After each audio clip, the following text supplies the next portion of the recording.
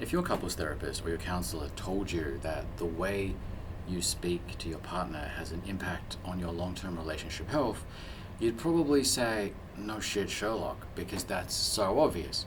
You'd probably say, well, you know what? Most of my arguments with my wife or my girlfriend are about how I speak anyway, so that's not new to me. How do I make that not happen anymore? And if you Google this up, you will discover that there are so many YouTube channels, podcasts, gurus, therapists who are kind of preying on this fear that a lot of men have that we're not good at conversation, we're not good at speaking about things, and that somehow maybe there's something we keep doing in how we speak to our wife or partner that's going to drive them away or have them leave us. And honestly, that's kind of annoying as a counselor and a therapist because it's not true.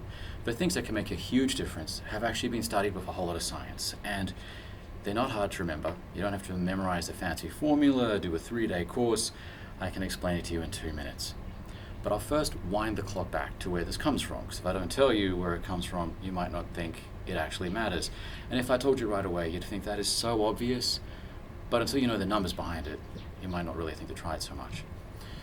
In the 90s, Dr. John Gottman, who we now know for the Gottman method of couples therapy, set up his laboratory to look not like a lab where couples would usually go to kind of have their relationship studied. He set it up like an apartment.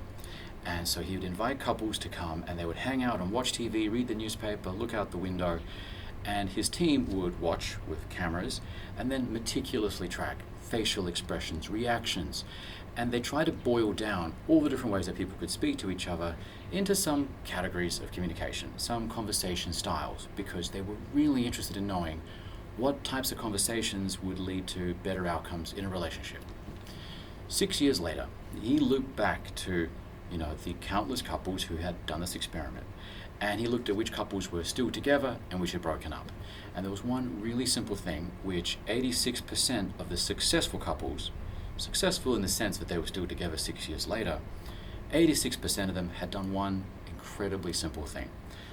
So here it is. They had responded to the other person when they tried to get their attention. That might sound so obvious, and you think, yeah, of course, that seems so painfully obvious. Of course you should respond when your partner wants your attention. But when you think about how Dr. Gottman studied it, you'd realize you've probably not done it at least once in the last week. When we are experiencing something as a person, we might, even as little kids, you're like, hey dad, look at the bug. Hey mom, look at the aeroplane in the sky. We want to share that experience with someone else, someone who's important to us. And naturally in our relationship with our wife or our girlfriend, we want to do the same thing. And naturally they want to do that with us too. So if you're walking through the shops and your girlfriend says, hey honey, check it out, there's a sale on at Bed Bath & Home. Or, babe, look, there's a new pizza restaurant on the corner. They're not really just sharing with you something they've seen. They're actually looking to bring you into their experience. And you have 3 options for how you respond to it. And this is where the science really stands out. You can ignore them. You'd be like, make a grunt, look away, or in the 21st century, this was probably less of a problem in the 1990s when the study was done, just look at your phone. Alternatively, you could be even worse than that, and you could say, I'm busy, I'm reading, can't you tell I'm doing something right now? And outright reject that attempt to connect with you. Or you could just go oh yeah, cool, nice, interesting, maybe we'll try it out sometime. When did you notice this first? There's a million things you could have done to then engage, and that moment where your wife or girlfriend is captivated by something new, you have a chance to then share that moment with them. So Dr. Gottman dubbed this a bid for attention. And couples who turned to the bid for attention, so for example, in this little small apartment laboratory, if someone says, hey, look, it's my favorite show on the TV, or wow, look what's on the news, or hey, look out the window, there's a bird. And these are all real examples from thousands of hours of research from Dr. Gottman. Or the partner is looking at the newspaper oh honey, look at this thing I just read in the newspaper. The couples who had stayed together, 86% of the successful couples had responded positively to that bid for attention. They had said, oh yeah, look at that. Well, that is interesting. Oh yeah, I've not seen that bird before. That sounds so obvious until you look at the numbers of how that all stacks up. 86% of these couples were doing this really simple thing. And I love spotlighting it for people for a couple of reasons. Number one, this is a really simple behavior to try to do more of. And it's not just a performative behavior. No one says you have to be a super huge fan or super interested in whatever your wife or girlfriend's pointing out. New pizza restaurant, maybe you hate pizza. You don't have to pretend to like pizza, but you can at least respond to the fact that there's a new pizza restaurant. So it's something that's easy to do. You don't have to fake it. Number two, it makes us more present. And I think it's beyond the scope of my channel at least, but being more mindful and present of our current moment is a really big deal in our mental well-being. And you've probably seen or heard of this in so many other places. And a really easy way to start is being mindful of our partner. And a really easy way to do that is to just listen for their verbal signals when they say, honey, look at me, I want to tell you something. And thirdly, I think this is such a useful skill to practice and be aware of because I love talking to couples about travel. And when we're traveling, there are so many opportunities for us to see so many different things. Right now, I'm in Sri Lanka with my wife. I've never been here before.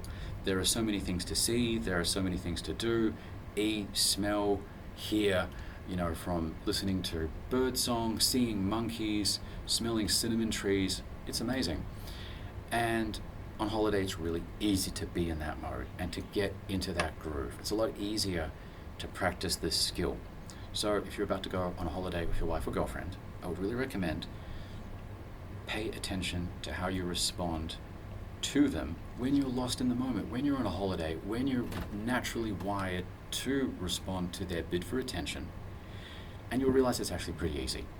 If I'm walking through the Old Town City here and my wife points out a Dutch lace shop, I don't have to pretend that I'm super interested in Dutch lace, but I can say, hey, yeah, that's cool. I've never seen anything like this before. If she sees an antique furniture shop, and antique furniture is not my thing, it's not my love language, you can say, well, hey, that is kind of interesting.